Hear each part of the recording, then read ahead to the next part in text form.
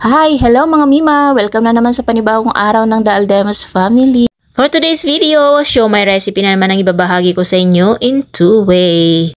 1/4 kilo of giniling pork ang gamit natin. Nilagay ko na ang sibuyas at bawang. Konting green bell pepper and of course yung grated carrot natin. Wala tayong saktong sukat mga Mima, kaya sundan nyo na lang kung ano ang nasa videong ito. Mix well natin para mag-combine na silang lahat. At ayan, nahalo na nga nating mabuti. Maglalagay na tayo ng mga pampalasang sangkap, asin, paminta, seasoning granules, at ano pang pampalasa na available dyan sa inyong kusina na pwede nyong ilagay. And naglagay na rin ako ng liquid seasoning, konti lamang, and of course, pampalasa lalo, itong ating sesame oil.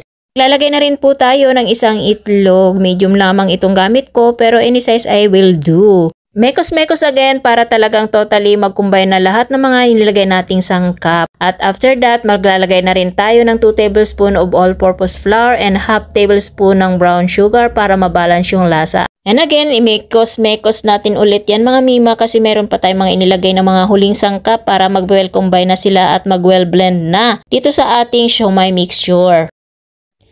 At dito na nga po tayo sa next step, ang pagbabalot. Bali nga una na pagdesisyonan ko, bali gagamitin ko itong Nourish It. Kaso isa lamang ang magagawa natin, bali kasi gagawa tayo muna ng Japanese siomai. At ayan nga mga Mima, nabalot ko na yan at ilagyan ko yan sa gitna ng imitation crab stick na nakikita nyo naman, ayan na ho. Ang buong akala ko nga marami pa tayong Nourish It, kaso nga lang nag-iisa na lamang. Maganda sana kung lahat na ganyan ang balot natin. Nilagay ko nga po muna yan sa freezer para mahiwa natin ang ganito. Bali bite size lamang yan at ready to steam na yan mga Mima.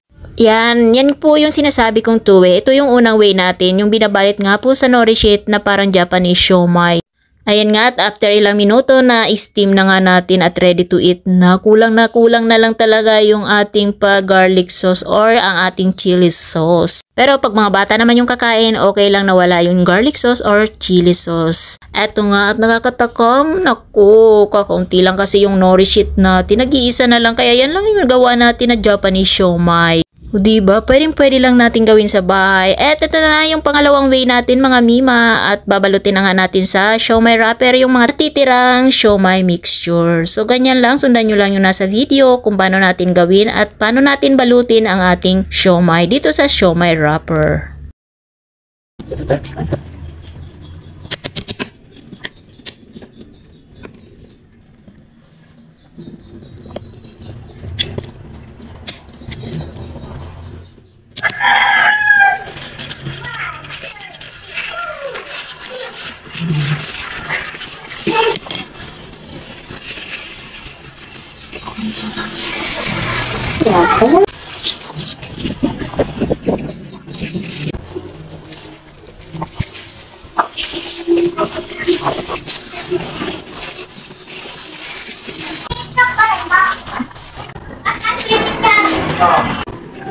So guys, ito na ang ating pa-siomai. Marami tayong nagawa sa 1/4 kilo. Pwede natin ito i-stock sa ref ng ilang araw, kung aabutin ng ilang buwan, di ba?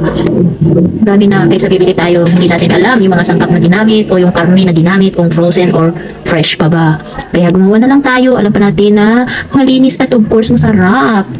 Sa mga wais na nanay, ayan, gagawa na lang tayo para mas makatipid at mas masarap, di ba? Yan, i-ano na natin ito. Pwede na natin ito i-steam at i-enjoy. O, diba? Marami din tayo nagawa.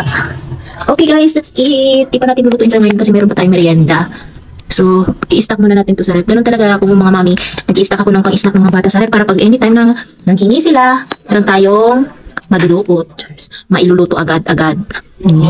So, ito ay i-steam lang naman natin at ang kailangan lang naman natin dito ay garlic sauce or yung chili oil sauce. So, that's it for today's video, moms. Thank you for watching.